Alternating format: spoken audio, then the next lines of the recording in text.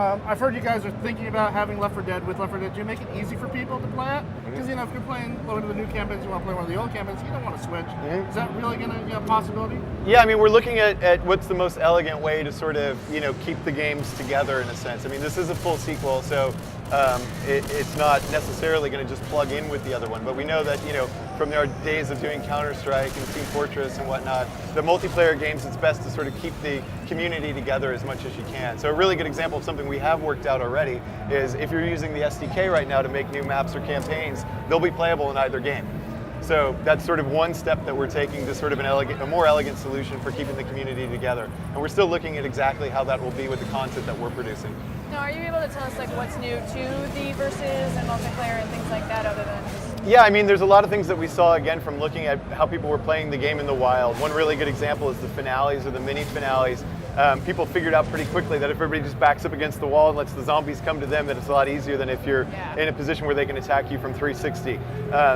So what we've done now is the finales have been reworked so that basically you're kind of running gauntlet. You got to move to get to the end of the finale, and so that keeps your back up off the wall. To quote Michael Jackson before he had plastic surgery. Wow, there's a reference. I got millions of age right now. The old man speaks, but that's one way to sort of keep the gameplay fresh and to sort of continue to beat people into submission to play as a team. That's one of the things is, Left 4 Dead was sort of unapologetically unforgiving in sort of beating people into playing like a team. If you didn't play as a team, chances of winning were, slim to none. Yeah. So this is one of those things, again, where we're beating people to play like a team and to keep people from sort of gaming the game, if you will. Yeah, no, that's good. I like it. I preferred it that way, actually, because it's like, you actually have to make sacrificial choices. Like, no, dude, leave me behind, go, just to try and reach the chopper or whatever. Yeah, real That's consequence cool. to it. Made you think about how you're playing. Another thing that we're doing is sort of like health packs were always in safe rooms last time, so you knew if you just held out to the safe room, you would get a health pack, and that would be groovy.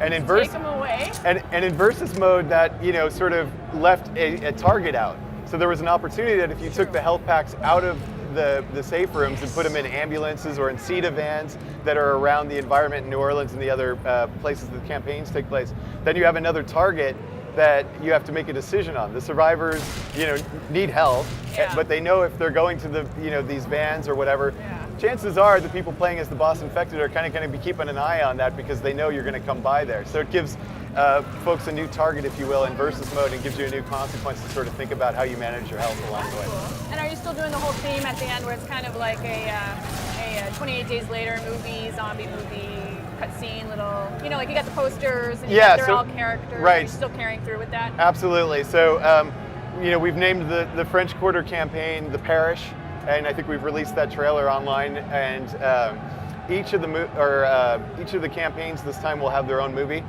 to introduce each one. We actually had a lot of people email us thinking that No Mercy was the whole game because it had the movie, and then it rolled those credits of how many zombies were killed in the making of this campaign and whatnot. Yeah, that was cool. So we had to sort of let them know, like, no, actually there's 3 more of those, go back, but each one will, now have a movie in addition to the poster and its own theme.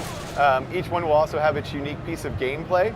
For example, in the Parish or the French Quarter campaign that we're showing here, we have zombies in hazmat suits who are invulnerable to fire. So if you throw a Molotov or you use the incendiary weapons or ammo, which we have now, bullets of fire, the normal zombies will light fire and whatnot, and then all of a sudden you'll see one guy come cruising through in a hazmat suit after you. So he's unique to the Parish or the French Quarter campaign, and each of the campaigns will have their own little bit of spice, if you will, or their own unique bit of gameplay or characters. Yeah, so a little bit of that is a strategy. Right, and to give each one its own sort of mark in addition to the art and the navigation of it. I see, cool. Well, we're kind of running out of time. I could talk about this all day, actually, because I love this game. Did I mention that? It's amazing. Anything you wanted to close out with, or that you might not have mentioned? Yeah, well, I mean, when is it coming out for what platforms? And I have to ask this because everyone wants to know. Episode 3. First, the question I can't answer is it's coming out on Xbox 360 and the PC November 17th, which is the 1-year anniversary of the first game, and ironically, the 11th year anniversary of Half-Life 1. And on the Half-Life note, that's all I can say about Half-Life. All right. Burn. But if folks are coming to Comic-Con or PAX, the game will be playable there at those public showings, so if folks want to get their hands on Left 4 Dead 2 before the game comes out. That'll be an opportunity this summer. Excellent. So start saving for those plane tickets. There you go. Unless you're us, and then we can go for free. It definitely looks like another adrenaline rush of a game. And speaking of adrenaline rushes, and sometimes when I can pronounce that, you'll want to make sure to stay tuned for even more E3 excitement. Woot!